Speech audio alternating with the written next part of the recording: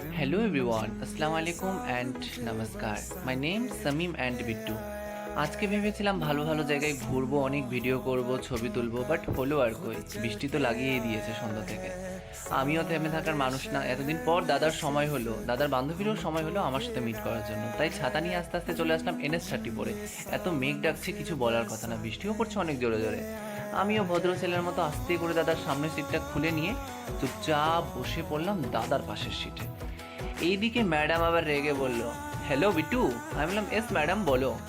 বলছে কি হলো এটা? আমি বললাম কই কি হলো? বলছে তুমি আমার পাশে বসলে না কেন? আমি অনেক দিন ধরে এক্সাইটেড হয়ে আছি কি বিট্টুর সাথে অনেক ভিডিও করব, ছবি তুলবো। আমি বললাম কিছু করার নাই, বৃষ্টি যা লাগিয়েছে, বৃষ্টিও বলে আজ ছাড়া কাল হব না। তো ম্যাডাম রেগে বললো সেটাই দেখা যাক, চলো একটু আমরা পারমিতা বা মল্লিকায় যাই। আমি বললাম চলো। আস্তে আস্তে এগিয়ে এগিয়ে চলে আসলাম গৌরোডের দিকে। আবার হেসে বললাম, ম্যাডাম যাবেন নাকি বাদে একটু আড্ডা দিতে? ম্যাডাম তখন রেগে বলল, কমন সেন্স নেই? একটা সুন্দরী মেয়েকে বৃষ্টির জলে ভেজানোর জন্য বলছে বাদে যাবেন নাকি? আমি বললাম ম্যাডাম কমন সেন্স থাকলে আমি কি আর এখানে থাকতাম? আমি সেই থাকতাম বিদেশে। তো দাদার আবার একটা বন্ধু ফোন করে দিয়েছে আমার সাথে মিট করার জন্য, ওকেও বললাম ডেকে নাও। বাবারে বাবা, বৃষ্টির দিনে আমার সাথে কতজন মিট করবে, সব তোমাদের ভালোবাসা। তারপরে সানলুকের দিকে তাকালাম, দেখছি জল পড়ছে। দাদা বলছে না, আস্তে করে দাদার টি শার্টে হাত দিয়ে দিলাম, বললাম তোমার টি শার্টটা অনেক সুন্দর, বৃষ্টির জল পড়ছে আরো ভালো লাগছে। দাদা বলছে থ্যাংক ইউ, চল তোর ক্রাশ চলে আসছে। আমি বললাম আমার ক্রাশ মানে? বলছে তোকে অনেক ভালোবাসে। আমি বললাম বাবা আমাকে তো সবাই ভালোবাসে। আর এইদিকে আবার সারা শহর লোডশেডিং। আস্তে আস্তে তাকে গাড়িতে বসিয়ে নিয়ে চলে পড়লাম আমাদের যাত্রার দিকে। তো গাইস একটাই কথা বলবো তোমাদের, আমি মধ্যবিত্ত ফ্যামিলি থেকে বিলং করি, ঠিকঠাক গুছিয়ে কথা বলতে পারি না। কথা বলতে বলতে যদি কোনো কথা মিস্টেক বা ভুল হয়ে যায়, নিজের ফ্রেন্ড ভেবে, ভাই ভেবে বা যা কিছু ভেবে নিয়ে আমাকে ক্ষমা করে দিও। আর ভিডিওটা কেমন লাগলো তোমাদের সেটাও বলো, ঠিক আছে? আর যদি কথা বলতে বলতে কোনো কিছু ভুল হয়ে যায় প্লিজ প্লিজ ক্ষমা করে দিও, কোনো কিছু মনে করিও না, কারণ মধ্যবিত্ত ফ্যামিলি থেকে বিলং করি তো আমি, কিচ্ছু করার নাই। তো গাইস আস্তে আস্তে আমরা এগিয়ে পড়লাম শাহপুর ব্রিজের দিকে। দাদা বলছে কোথায় যাবি? আমি বললাম গোল্ডেন যাব। বলছে কেন ব্রিএমএ চল। আমি বললাম ব্রিএমএ এত রিসেন্ট প্রোগ্রাম করলাম, ব্রিএমএ আর যেতে ভালো লাগছে না। তো বললো চল। চলে আসলাম শাহপুর ব্রিজের উপরে, এত মেঘ ডাকছে, দাদাকে বলছি ভয় লাগছে। বলছে কি সব বলিস মেয়ের মতো।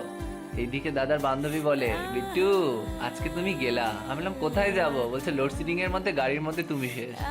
আমি বান্ধবীকে হেসে বললাম শেষ করার মতো আমার মধ্যে কিছু নেই, সব আছে তোমার মধ্যে, তুমি চলে যাবে আজকে শেষ। বলছে হ্যাঁ বুঝতে তো পারছি, কাজ যদি একটা বয়ফ্রেন্ড থাকতো। আমি বললাম মানে? বলছে তোমার মতো যদি একটা বয়ফ্রেন্ড থাকতো। আমি বললাম সরি ম্যাম, আমি তোমাকে সামলাতে পারবো না। তারপর অনেক মজা করার পর ফাইনালি সেইদিকে ঘুরে আসলাম, দেখছি সব বিয়েবাড়ি অকেশন চলছে।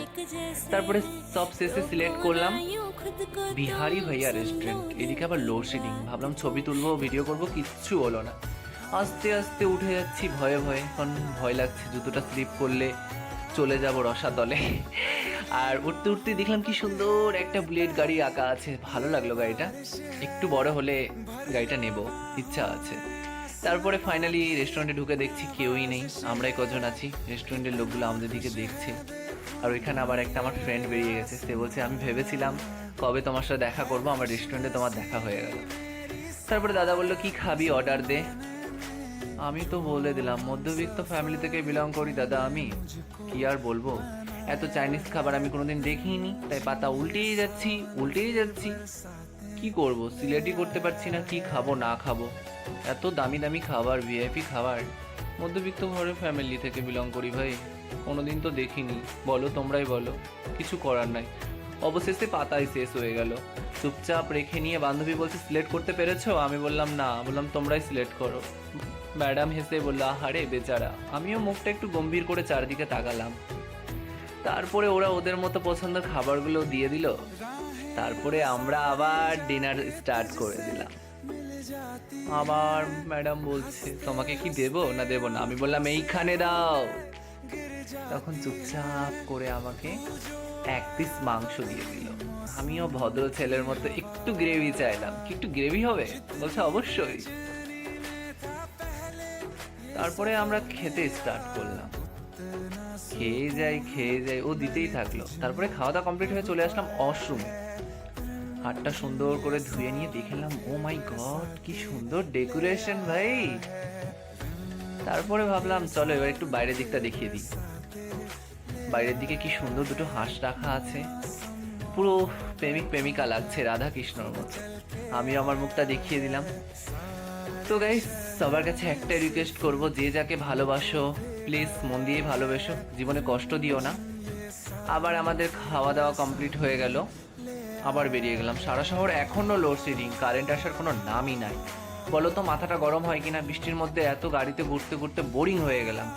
এইদিকে আবার দাদা বলছে আমার গলা শুকিয়ে গেল। ওকে বললাম তুমি জল খাও, ও অলরেডি জল খেতে স্টার্ট হয়ে গেল। গাড়িতে বসে যাওয়ার পথে দেখছি কারেন্ট চলে আসলো। মাথাটা গরম হয় কিনা তোমরাই বলো তো। আবার নেমে কি কখনো ভিডিও করা যায় বা ছবি তোলা যায়? বললাম চলো আবার নেক্সট হবে। তাই চুপচাপ গাড়িটাকে আস্তে আস্তে করে এগিয়ে নিয়ে চলে যাচ্ছি বাড়ির পথে। তো গাইস, এত ঘুরলাম, এত এনজয় করলাম বৃষ্টির মধ্যে, তবুও নিজেকে একা একা মনে হচ্ছে। কারণ কথায় আছে না, শূন্যতার জগতে পূর্ণতা নেই, আমার মনে তুমি থাকলে তোমার মনে আমি নেই। ঠিক তেমনই আমার বন্ধুর মনে আমি নেই, কিন্তু বন্ধু আমার মনে আছে। তাকে ছাড়া আমার যে জীবনটা একা একা লাগে। কি করব বলো, কপালে যেটা আছে সেটাই মানিয়ে নিতে হবে। তবে হ্যাঁ, উপরওয়ালার কাছে প্রে করে যাই আমি যেন তাকেই পাই। কারণ একবেলা না খেয়ে থাকতে পারি, কিন্তু তাকে একবেলা ফোন না দিয়ে থাকতে পারি না। কারণ নিজের থেকে বড্ড ভালোবাসি যে তাকে। কারণ ভালোবাসার মানুষটা যার হারায় সেই কষ্টটা বুঝে, বাকিরা তো মজা নেয়। ঠিক তেমনই বাড়ির পথে চলে আসলাম। দাদা আমাকে নামিয়ে দিল। রাত্রি 11টা, রাস্তা ফাঁকা, পুরো জল জল হয়ে আছে। আমি চুপচাপ বাড়ির দিকে চলে গেলাম। তো গাইস, আজকের ভিডিওটা কেমন লাগলো তোমরা কমেন্টে বলবে। আর কে কোত্থেকে দেখলে আমার ভিডিওটা সেটাও কমেন্ট করবে। আর বিহারি ভাইয়া রেস্টুরেন্টে কোন খাবারটা ফেমাস সেটা কমেন্টে আমাকে বলবে। আর ভিডিওটা ভালো লাগলে লাইক কমেন্ট শেয়ার করবে। তো okay guys, tata, bye bye, good night. আবার দেখা হবে নেক্সট ব্লগে।